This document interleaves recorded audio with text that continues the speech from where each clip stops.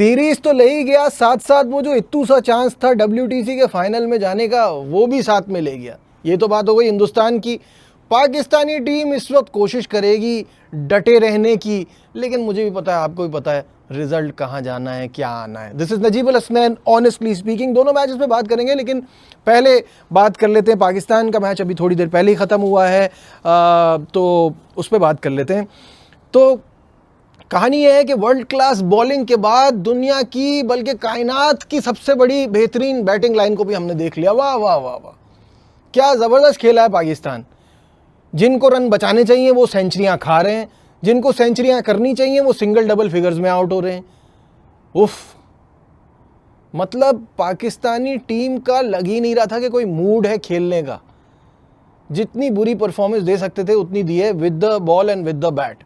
और अभी जो बैटिंग चल रही है ना, वो भी मैं आपको बताऊंगा कि वो क्यों चल रही है। पहले तो चलें इस पे आ जाते हैं कि केप टाउन में शान मसूद ने इस्तेमाल किए 5 बॉलर। कामरान गुलाम को काउंट कर लें तो 6 हो जाएंगे, काउंट करने की ज़रूरत नहीं, उन्होंने एक ही ओवर कराया। 5 बॉलर इस्तेमाल किए और इनमें से 4 ने सेंचुरी करवाई है। इनकी बॉलिंग पे 100 से ज़ायद रन पड़े हैं और एक रह गए मोहम्मद अब्बास, वो भी 6 रन से रह गए, वो उन पे भी सेंचुरी हो जाती।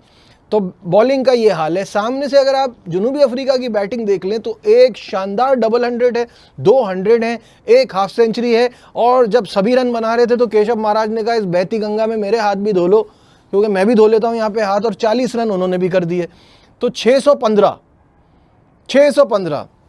इतनी हॉरिबल परफॉर्मेंस पाकिस्तानी बॉलिंग की मैंने तो, मुझे नहीं याद लास्ट टाइम कब देखी थी जब इतनी बेबसी की तस्वीर बने हो हमारे सारे बॉलर्स और किसी से कुछ ना आ रहा हो। क्योंकि हमारी बॉलिंग में ना डेप्थ भी नहीं थी, ना पेस था। ये 122, 23, 25 वाले बॉलर्स कुछ नहीं करने वाले केप टाउन में। ना हमारे पास प्रॉपर स्पिनर था। हमने अपने सपोर्ट स्पिनर से ओवर करा के कोशिशें की हैं, बाकी हमसे कुछ हो तो रहा नहीं था। खैर, और पाकिस्तान की अब बैटिंग की तरफ आ जाएं तो बड़े बड़े नाम है भाई। किंग बाबर आजम, रिजवान, सऊद शकील, आगा सलमान, आमिर जमाल, मतलब किया किसी ने कुछ भी नहीं। इनको यहाँ पे 200 करने चाहिए थे, 100 करने चाहिए थे, ये छोटे छोटे रन करके आउट हो रहे हैं। मुझे ऐसा लग रहा है जो स्टैट हमारे सामने नहीं चल रहा था, एक स्टैट कल से मैच में, कि जब जब जनूबी अफ्रीका ने 500 रन प्लस किया है, वो एक ही बार ऑस्ट्रेलिया से हारे, इसके अलावा वो कभी नहीं हारे। तो शायद पाकिस्तानी बैटर्स का दिल ही नहीं था कि हारना तो आई, टाइम क्यों वेस्ट करें। और बैटिंग से तो ऐसे ही लग रहा था। मेरे हिसाब से इनको तो यहाँ ये सोचना चाहिए था कि साइम अयूब की अदम मौजूदगी में हमें तो ज़्यादा रिस्पॉन्सिबल होकर खेलना है, लेकिन नहीं, किसी ने रिस्पॉन्सिबिलिटी ली नहीं, कोई लेने को तैयार ही नहीं है। लैप्सेस ऑफ कंसंट्रेशन होते हैं ना बल्लेबाजों के, हमारे होते हैं मूड नहीं है, बस दिल नहीं है, जो सोचा कुछ डिफरेंट करके देखो, बोर हो रहे हैं। इस तरह के शॉट खेलकर आउट हुए पाकिस्तानी टीम। भाई सबसे ज़्यादा मुझे अफसोस होता है सऊद शकील पे। टॉप 10 बैटर्स की लिस्ट पे नंबर 6 पर आ गए। आपके पास इतना स्किल है, इतना टैलेंट है, यहाँ आपको फ़ायदा उठाना चाहिए था ऐसी पिच का, नहीं किया। कामरान गुलाम बोल बोल के थक गए, इतनी मुश्किलों से आपको जगह मिली है। ये एक आध मैच में आते जाते 50 करने से आप अपनी पोजीशन स्ट्रांग नहीं कर रहे, वीक कर रहे हो। आपको इस सिचुएशन का फ़ायदा उठा के बड़े रन्स करने चाहिए थे। और सबसे ज़्यादा जो मुझे गुस्सा आया वो मोहम्मद रिजवान पे। इंसान T20 में भी ऐसा शॉट खेलते हुए ना सोचता है कि मैं क्या कर रहा हूँ। मतलब वियान मोल्डर को मारने क्यों निकल गए थे आप? क्या ऐसी मजबूरी आ गई थी? ये एक छक्के चौके से मैच फिनिश होने वाला था, क्यों? ये क्या था? आगा सलमान नहीं सोच रहे कि अभी जो है वो केशव महाराज का पहला ओवर है, वो बाहर निकल गए, स्टंप हो गए। अर्जेंसी क्या थी? इतने रन हैं, आपको खड़ा रहना है। आमिर जमाल एक लेग साइड पे बाउंसर जा रहा था, उसको टच कर दिया उन्होंने। रिडिक्यूलस। कोई पाकिस्तान की तरफ से जो जिसे कहते हैं ना कोई अच्छी परफॉर्मेंस नहीं आई। और अच्छा, अब जो फॉलो ऑन हो गया, ठीक है, 194 के छोटे टोटल पे पूरी टीम आउट हो गई, फॉलो ऑन हो गया, आप बैटिंग के लिए आ गए। शान और बाबर आजम बहुत अच्छा खेले, मैं इन दोनों से कुछ भी नहीं ले रहा, लेकिन मैं आपको एक बात बताऊं, उसकी भी वजह है। फॉलो ऑन अब बहुत सारी टीमें नहीं कराती, इसी वजह से नहीं कराती कि आपकी बॉलिंग पूरी थक चुकी होती है, वो ड्रेन आउट हो गई होती है, वो दोबारा आउट करना आसान नहीं होता। उसके रहते में ये अच्छा पाकिस्तान को स्टार्ट मिल गया, लेकिन मेरे हिसाब से पाकिस्तान के लिए अभी भी बहुत मुश्किल है इस मैच को बचाना। इतनी रेजिस्टेंस पाकिस्तान शो कर नहीं पाएगा, क्योंकि अभी we are 213 for 1, 102 Shan Masood not out है, खुरम नाइट वॉचमैन आए हैं तो 8 रन पे वो खेल रहे हैं। पाकिस्तान जो है वो अभी भी 208 रन पीछे है, स्टिल ट्रेल बाय 208 रन्स। तो जो मैंने शुरू में कहा था, जो रिज़ल्ट आना है उसका तो हमको आइडिया ही है। अब जल्दी से बढ़ते हैं और बात करते हैं बॉर्डर गवास्कर ट्रॉफ़ी के इस आखिरी मैच के हवाले से, जिस मैच में बात करने से पहले मैं फॉर्मर कैप्टन रिकी पॉन्टिंग पे मैंने एक बार एक वीडियो में कहा भी था कि अभी तो 5-6 महीने पड़े हुए। रिकी पॉन्टिंग ने ये कह दिया कि 3-1 से ये बॉर्डर गवास्कर सीरीज़ जो है वो ऑस्ट्रेलिया जीतेगा।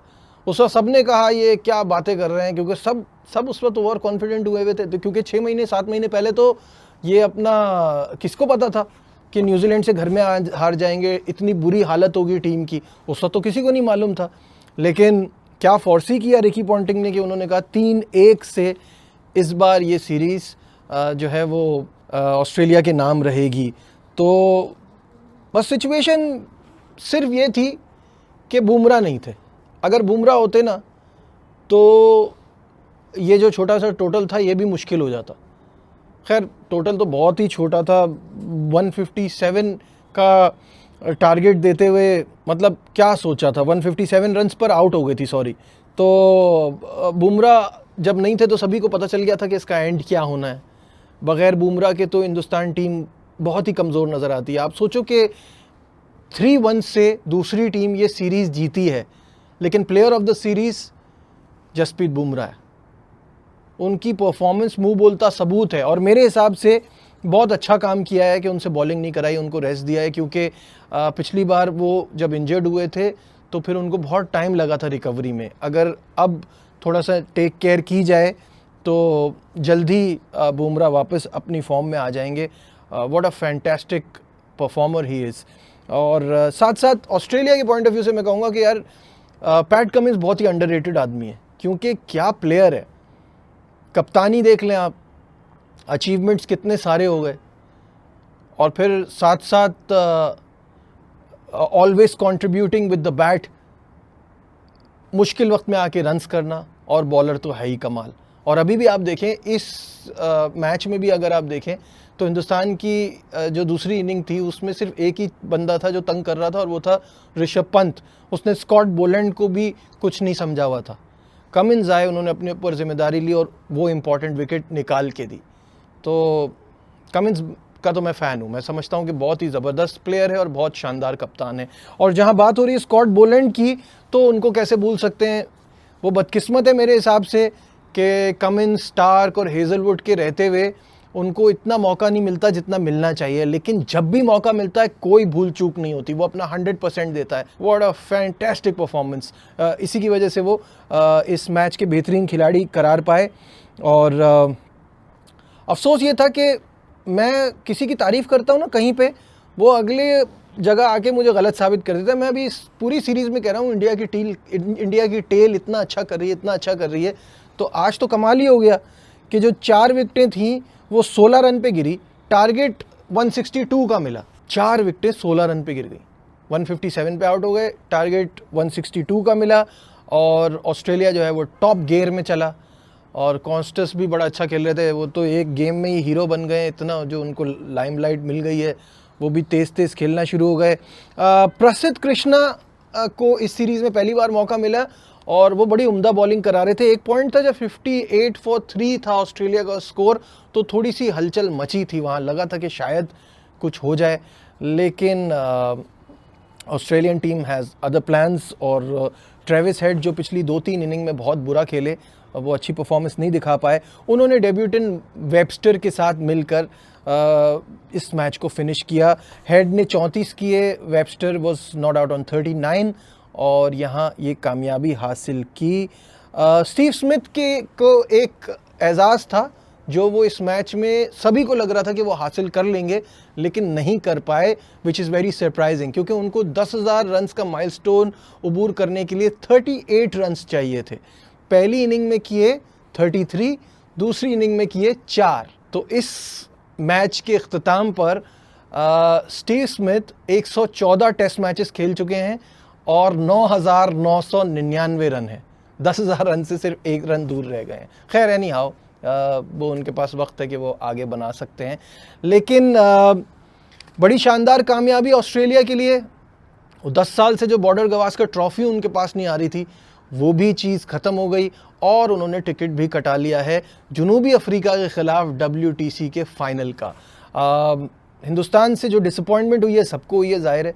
तो वो कमेंट्स में मुझे ज़रूर बताइएगा क्या सोच रहे हैं, फ्यूचर क्या है इंडियन टीम का, क्या चेंजेस करने होंगे, अपनी गलतियों से कैसे सीखना होगा। ये साइकिल तो अब ज़ाहिर है इख्तिताम हो गया इसका, इसमें क्या बेहतर कर सकता है हिंदुस्तान आगे के लिए। कमेंट्स में ज़रूर बताइए। लाइक शेयर सब्सक्राइब देखते रहिए Najibul Hasnain honestly speaking. Bye.